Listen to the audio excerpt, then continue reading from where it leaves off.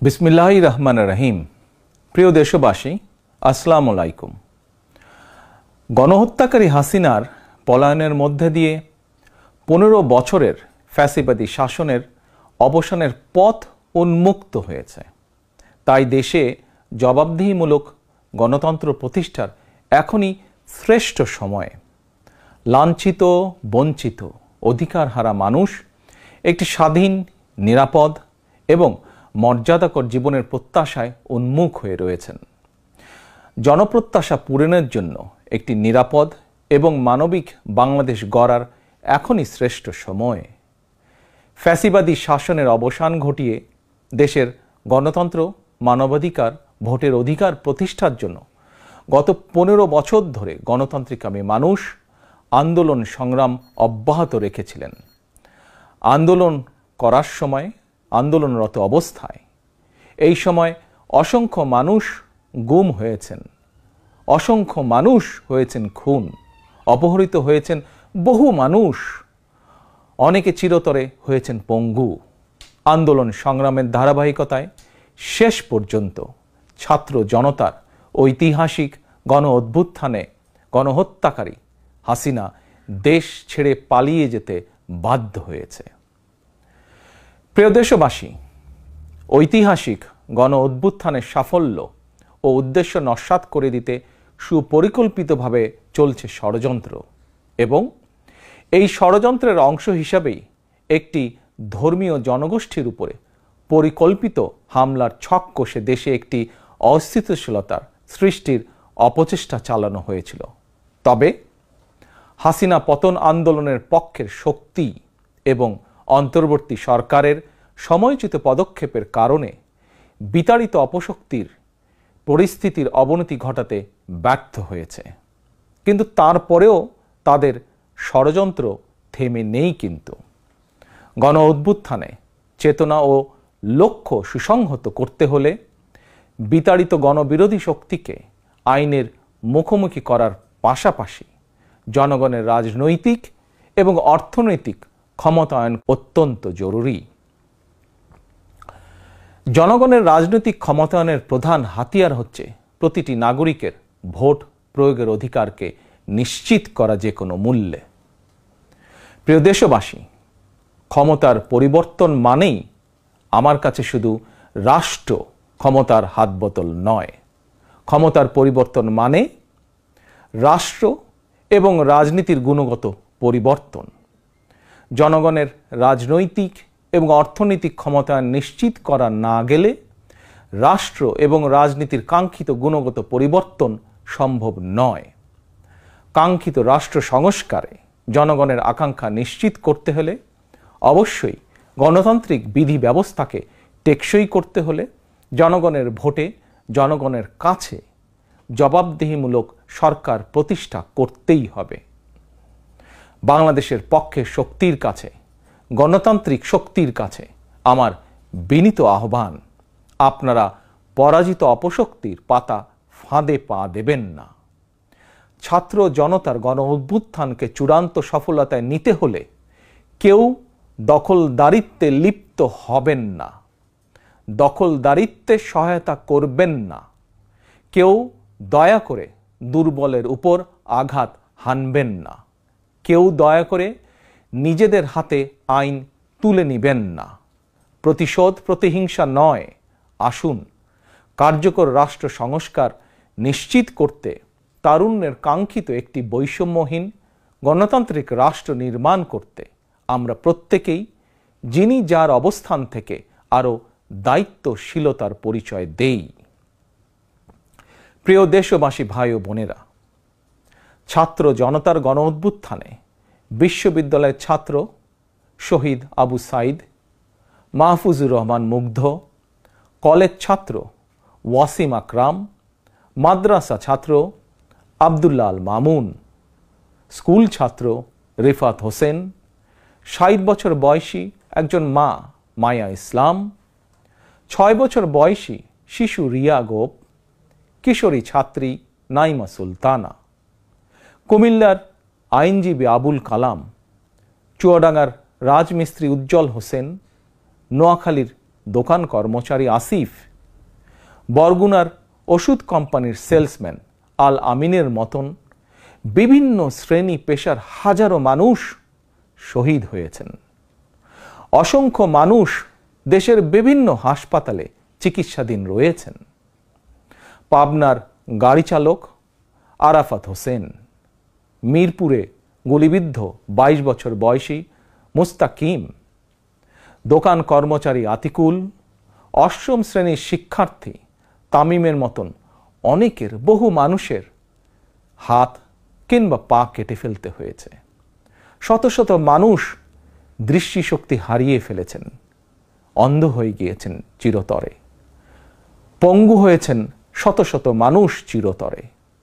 অসংখ্য প্রাণের বিনিময় 5ই আগস্ট অর্জিত স্বাধীনতায় গণতান্ত্রিকামী মানুষ আরও একবার স্বাধীনতার স্বাদ উপভোগ করলেও হাসিনা পতন আন্দোলনে যেসব পরিবার তাদের সন্তান স্বজনকে হারিয়েছেন কিংবা আহতদের চিকিৎসা করাতে গিয়ে যেসব পরিবারে অসহনীয় দুর্দশা নেমে এসেছে, সেসব বীর সন্তানদের ঘরে মুক্তির স্বাদের সেই ছোঁয়া এখনো লাগেনি।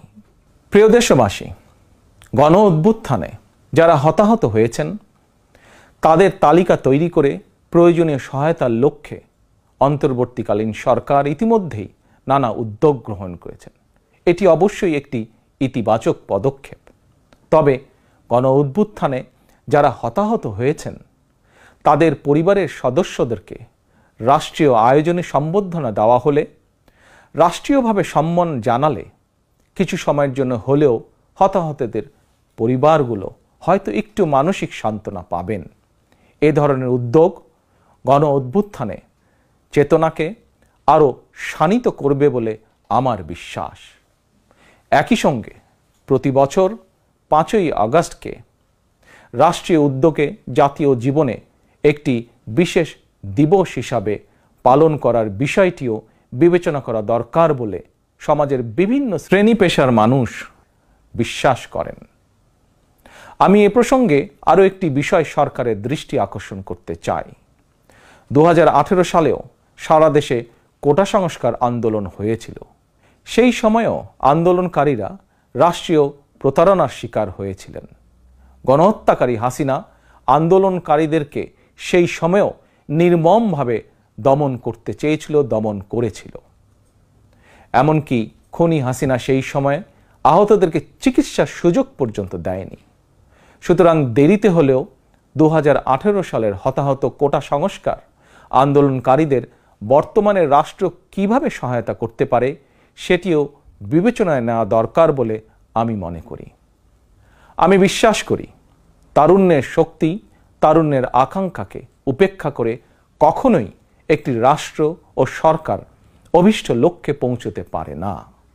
প্রিয় দেশবাসী, এবার আমি বিশেষ করে প্রিন্ট এবং ইলেকট্রনিক মিডিয়ার সংশ্লিষ্টদের দৃষ্টি আকর্ষণ করে দুটি কথা বলতে চাই। গণহত্যাকারী হাসিনা সারা দেশের সংবাদপত্রের স্বাধীনতা কেড়ে নিয়েছিল। সংবাদপত্রের স্বাধীনতা হরণকারী হাসিনা পালিয়েছে জনগণের অভ্যুত্থানে। জনগণের প্রত্যাশা, আপনারা আপনাদের যার যা সংবাদপত্রে নির্ভয়ে এই শব্দটি লিখবেন, হাসিনা পালিয়েছে।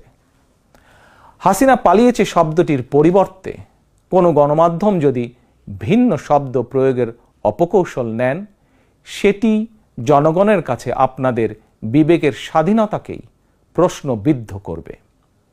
আপনাদের প্রতি আমার বিনীত আহ্বান, গত 15 বছরে যেই সকল পরিবারের মানুষগুলো গুম, খুন, অপহরণের শিকার হয়েছেন, ছাত্র জনতার বিপ্লবে হাজারো মানুষ যারা শহীদ হয়েছেন, আহত হয়েছেন, তাদের এবং তাদের পরিবারের দুঃখ দুর্দশার কথাগুলো আপনারা আপনাদের সংবাদ মাধ্যমে তুলে ধরবেন। সাগররুনি হত্যা মামলার তদন্ত এক যুগেও কেন শেষ হলো না, সেই প্রশ্ন আপনারা আপনাদের মাধ্যমে তুলে ধরবেন। জনগণ আপনাদের কাছ থেকে আয়নাঘর নিয়ে অনুসন্ধানী রিপোর্ট দেখতে চায়। হাসিনা দেশটাকে লুটেরা রাষ্ট্রে পরিণত করেছিল। জনগণ দুর্নীতির সেই সব চিত্র প্রতিদিন আপনাদের সংবাদপত্রে গণমাধ্যমগুলোতে দেখতে চায়। গণহত্যাকারী খনি হাসিনা প্রতিবার কিভাবে জনগণের ভোটকে ডাকাতি করে নিয়ে গিয়েছিল, গণমাধ্যমে প্রতিদিন সেই সব চিত্র তুলে ধরে বিশেষ অনুষ্ঠান প্রচারের আহ্বান জানাই আপনাদেরকে। গণমাধ্যমে হাসিনার অপকর্ম ফ্রেমবন্দি থাকলে ভবিষ্যতে আর কেউ হাসিনার মতন ভোট ডাকাতি, গণহত্যায় লিপ্ত হতে সাহস করবে না, যা বাংলাদেশের ভবিষ্যৎ গণতন্ত্রের ভিতকে মজবুত করবে এবং ক্ষমতাসীনদেরকে স্বৈরাচারী আচরণ থেকে বিরত থাকতেও বাধ্য করবে। এবার আমি সারা দেশে বিএনপি এবং এর অঙ্গ ও সহযোগী সংগঠনের সর্বস্তরের নেতা, কর্মী, সমর্থক, শুভাকাঙ্ক্ষীদের প্রতি আহ্বান জানিয়ে বলতে চাই, রাষ্ট্র সংস্কারের পথ ধরে অন্তর্বর্তীকালীন সরকার যথাসময়ে জাতীয় নির্বাচনের তারিখ ঘোষণা করবে। সেই নির্বাচনে জনগণের রায় পেতে জনগণের মন জয় করুন। জনগণের বিশ্বাস, আস্থা এবং ভালোবাসা অর্জন করুন। জনগণের সুখে দুঃখে জনগণের সঙ্গে থাকুন, পাশে থাকুন, জনগণকে সঙ্গে রাখুন। ধর্ম, বর্ণ পরিচয়ের কারণে কেউ যাতে অনিরাপদ বোধ না করেন, দায়িত্বশীল এবং জনপ্রিয় দল বিএনপির একজন নেতা, কর্মী, সমর্থক হিসাবে সেটি আপনাদেরকে নিশ্চিত করতে হবে। সেটিকে নিশ্চিত করুন আপনারা। পরিশেষে আমি আরও একটি বিষয় উল্লেখ করতে চাই। গণহত্যাকারী হাসিনা পতনের আন্দোলনে দেশে ছাত্র জনতার পাশাপাশি প্রবাসী বাংলাদেশিরাও বিশেষ অবদান রেখেছেন। দেশে যখন মত প্রকাশের স্বাধীনতা রুদ্ধ করে দেওয়া হয়েছিল, প্রবাসীদের মধ্যে একদল সাহসী মুখ প্রবাস থেকেই জনগণের সামনে হাসিনার দুঃশাসনের ইতিবৃত্ত তুলে ধরে গণ আন্দোলনে সামিল থেকেছেন। প্রবাসে থেকেই হাসিনা পতনের আন্দোলনের সঙ্গে একত্বতা প্রকাশ করতে গিয়ে কোনো প্রবাসী বাংলাদেশিকে প্রবাসে জেল জুলুম সইতে হয়েছে বা এখনো হচ্ছে। প্রবাসীদের অবদানকে কৃতজ্ঞতার সঙ্গে স্মরণ করে আমার আহ্বান, ছাত্র জনতার কাঙ্ক্ষিত একটি বৈষম্যহীন গণতান্ত্রিক বাংলাদেশ নির্মাণে অতীতের মতন ভবিষ্যতেও সংশ্লিষ্ট দেশের আইন মেনে সাধ্য মতন আপনারা আপনাদের যার যার অবস্থান থেকে ভূমিকা অব্যাহত রাখবেন। দেশে প্রবাসে সকলকে ধন্যবাদ জানিয়ে আমার বক্তব্য শেষ করছি। আল্লাহ হাফেজ। বাংলাদেশ জিন্দাবাদ। বাংলাদেশ জাতীয়তাবাদী দল জিন্দাবাদ।